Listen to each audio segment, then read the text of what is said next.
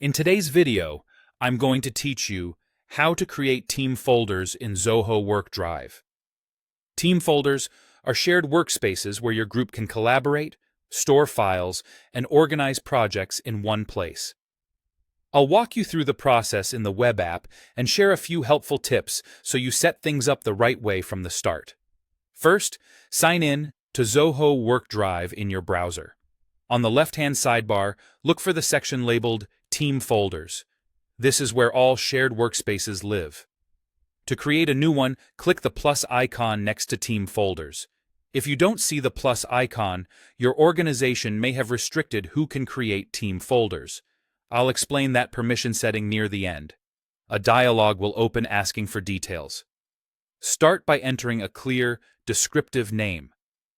A good name helps teammates instantly understand what belongs here, like the project, department, or client it's for. Next, choose the folder type. Public team folders are visible to anyone on your team, and they can usually request to join or be added. This is perfect for cross-functional resources or company-wide initiatives. Private team folders are locked down and only accessible to members you explicitly add, which works best for confidential projects, early-stage planning, or sensitive client work. If you're unsure, it's generally safer to start private and open access later if needed. You can also add a description.